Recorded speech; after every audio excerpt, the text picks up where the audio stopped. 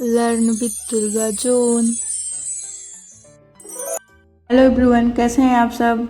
आपका अपने channel Durga zone में स्वागत है। आज हम सीखने वाले हैं हिंदी में स्वर। इसे इंग्लिश में वॉवेल भी कहते हैं। बहुत सारे लोग हमारी कम्युनिटी गाइडलाइन में कमेंट कर रहे थे कि मैम हमेशा आप गलत आंसर बताती हैं। इसमें आपका सारा भ्रम और डाउट क्लियर होने वाला है। वीडियो को अंत तक जरूर देखें ताकि आपको पूरी जानकारी मिल सके। बिना देरी किए चलते हैं हम अपने टॉपिक की ओर। आप स्क्रीन पर देख सकते हैं कि हमने स्वर का एक चार्ट बनाया है, जिसमें सबसे पहले आएगा हिंदी के स्वर और उसके हिंदी में क्या कहते हैं, उसका क्या नाम होता है। उसके बाद आएगा उच्चारण, उसका उच्चारण कैसे किया जाता है और उसे अंग्रेजी में किस रूप में लिखा जाता है, उसकी क्या स्पेलिंग होती है। हमारा सबसे पहला अक्षर है अ। आ को आकार कहते हैं। इसका उच्चारण मुंह को थोड़ा सा खोल के किया जाता है। आप मेरे साथ दोहराइएगा, अ। इसको अंग्रेजी में ए लिखते हैं। हमारा दूसरा अक्षर है आ। इसका हिंदी में आकार कहते हैं और इसका उच्चारण आ मुंह को ज़्यादा बड़ा खोलकर किया जाता है। बड़ा आ को अंग्रेजी में ए या डबल ए से लिखा जाता है। ई को इकार कहते हैं। ई को एकदम हल्का मुंह खोलकर बोला जाता है। इसका अंग्रेजी में आई के रूप में लिखा जाता है। ई का नाम ईकार है।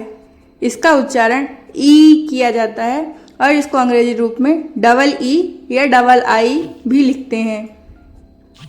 ऊ का नाम उकार है। उकार को छोटा सा मुंह खोल के किया जाता है या हल्का मुंह के साथ हल्की हवा बाहर आती है। ऊ इसे अंग्रेजी में यू या डबल यू के रूप में लिखा जाता है। ऊ का हिंदी नाम ऊकार है। इसका उच्चारण ऊ किया जाता है। ऊ इसको अंग्रेजी में डबल ओ या डबल यू के रूप में लिखा जाता है। री को हिंदी में रिकार कहते हैं। इसका उच्चारण री किया जाता है और इसको अंग्रेजी में आर आई लिखा जाता है। ए का हिंदी नाम एकार है।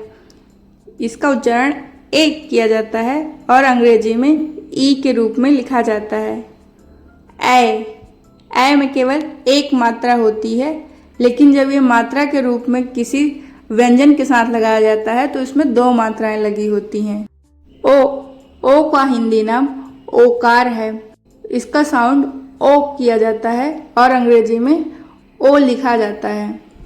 आओ को हिंदी नाम औकार है।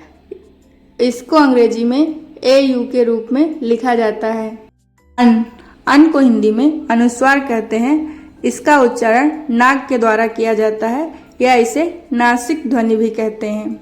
अंग्रेजी में इसे एम या एन के रूप में लिखा जाता है। आह को हिंदी में विसर्ग कहते हैं। आह हा स्वर के साथ सांस छोड़कर किया जाता है। आह का हिंदी उच्चारण ए होता है, परंतु अंग्रेजी में इसे हा यानी एच के रूप में लिखा जाता है।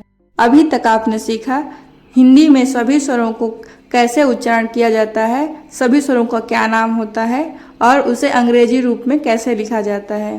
प्रतिदिन हिंदी से रिलेटेड क्वेश्चन पूछती रहती हूँ। प्रतिदिन शाम को 5 बजे एक क्वेश्चन पूछा जाता है, जिससे सभी लोग कह रहे थे, कुछ स्वरों के क्वेश्चन थे, उसमें बहुत सारे लोग कमेंट कर रहे थे कि मैम आप तो गलत बता रही हैं। इसीलिए मुझे ये वीडियो बनाना पड़ा, जिससे कि आप सबका डाउट क्लियर हो सके। आप सबको बता दें कि हिंदी में स्वरों की कुल संख्या 13 होती है। कितनी होती है हिंदी में स्वरों की संख्या? 13। मुख्य स्वर या मूल स्वर कितने होते हैं? 11 है।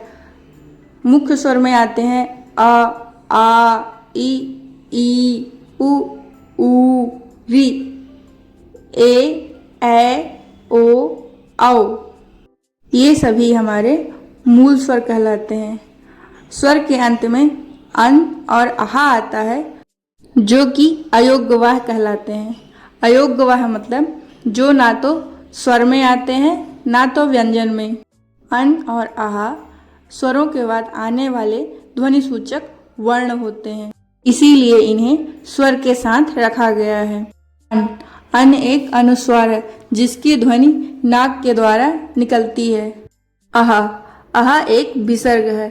यह हमेशा हिंदी शब्दों के अंत में लगाया जाता है और इसे अधिकतर संस्कृत भाषा में उपयोग में लाया जाता है।